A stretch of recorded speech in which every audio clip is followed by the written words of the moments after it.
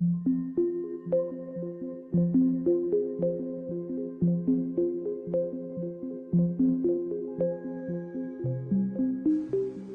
name is Michael Phillips, and I am a time traveller. I was born in 2043. At the age of 18, I joined the army, had a few years there, and then I was recruited into the SES, the 21st SES Regiment to be exact. We carried out a number of missions in countries that I'm not allowed to name because I've signed the Official Secrets Act. And from there, I was contacted by a government department that called themselves Section 18. They told me they were a reconnaissance unit. However, it turned out to be something quite different. So I was then transferred to MOD Boston Down, and there they took me into a hangar, and in that hangar I saw this 8-foot sized spheroid object. I was then briefed on what this object actually was. Turns out it was a time machine. This time machine, it uses two micro singularities, one at the top and one at the bottom, to power the craft into it creates a gravimetric distortion, and distortion then tears a hole in time-space. What you consider as UFOs are actually time-space craft. They have the ability to travel in space and also time. Many UFOs that you do see in the skies are in fact time travellers. My time at Boston Down, I embarked on a number of missions.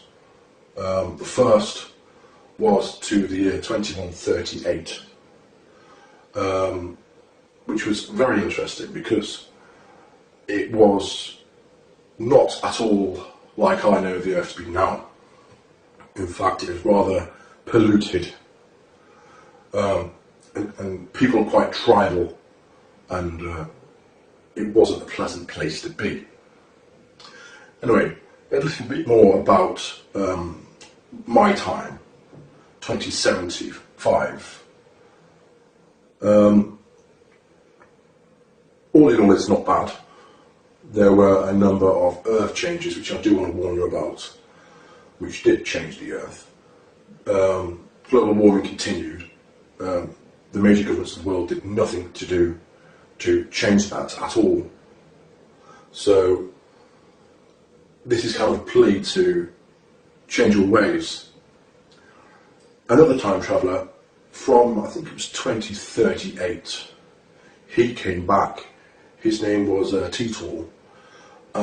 He came back to 2000, I do believe, and he thankfully stopped a civil war in America, which was supposed to kick off in 2008. However, he got involved with the American intelligence authorities and the time travel program there. And it was decided that America needed a single unifying event to bring the country together and to avert a civil war. And that event was 9/11. Titor went back, I do believe it was May of 2001, just before 9/11 happened. So that's what happened there, and he did change the timeline so the civil war in 2008 didn't happen. More towards where we are now, where I am in 2018, which is odd because it's the first time I've travelled backwards in time. I've always travelled forwards. There is a limited nuclear exchange in 2019, March of 2019. That does involve North Korea.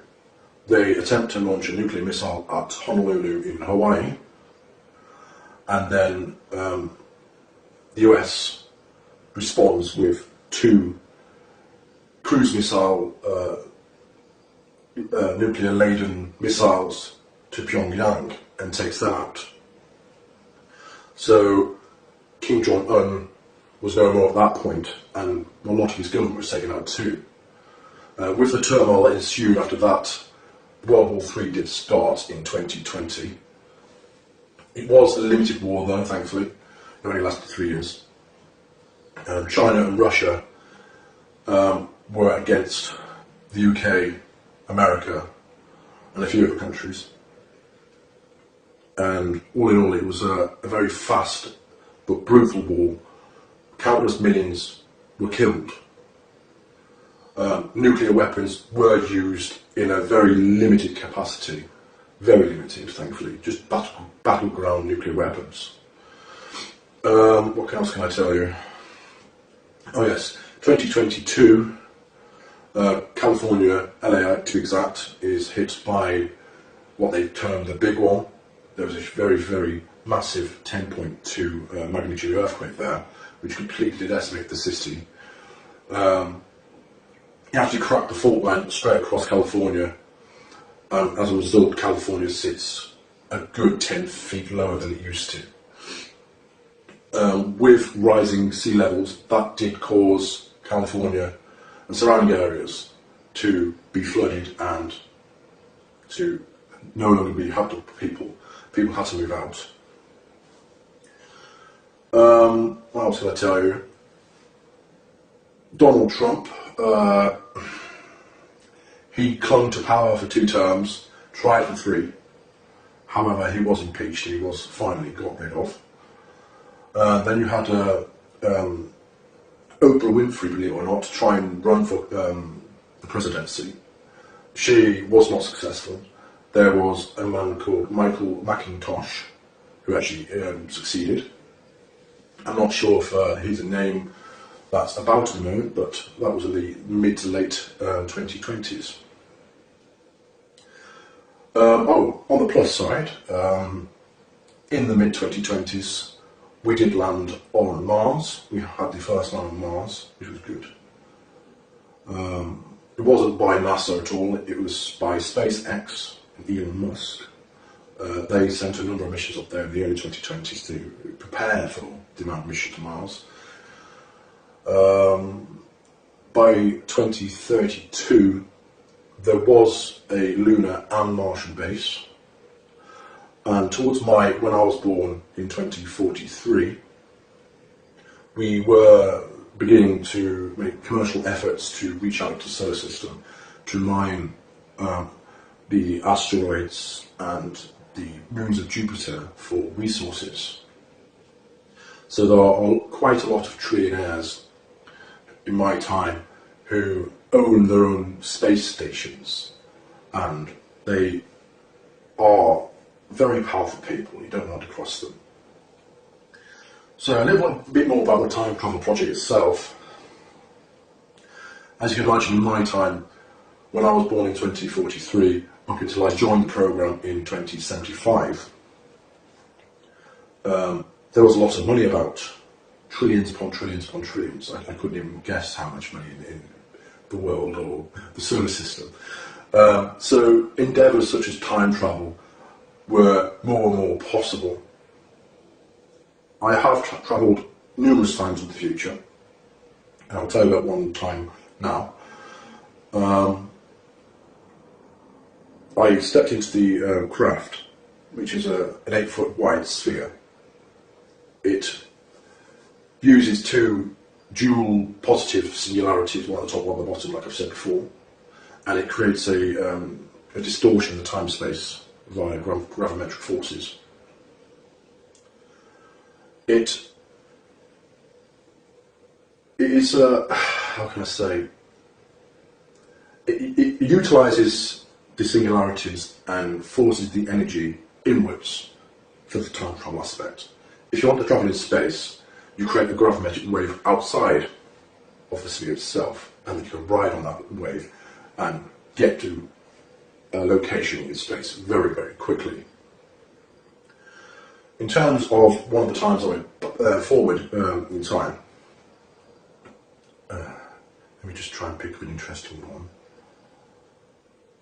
Yes, I went to the 2432, and the world, thankfully, was a lot different again, but it was different in a positive aspect. the atmosphere and pollution, that was all cleaned up, thank God. It was very nice actually, it was very green, there was lots of flowers everywhere. Everyone appeared to speak English, however I'm not sure if that was them speaking English or they had some kind of implant where they could understand English or speak in their language and you understood their language or what. Buildings were exceptionally tall, they were just huge glass towers. There were numerous cars which were flying and trolling in what I assume were highways in the sky. People were friendly, they were open, they weren't afraid to come up to you and say, "Hi, who are you, where are you from?" I think they were quite used to having time travellers because when I said I was from 2075, they didn't appear to be all that shocked. I certainly would have been shocked at the time if I would have known time travel was about.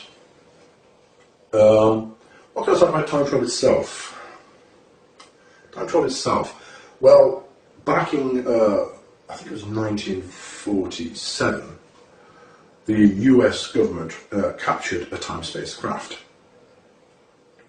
And this craft, it took them a few years to figure out what it couldn't and can actually do.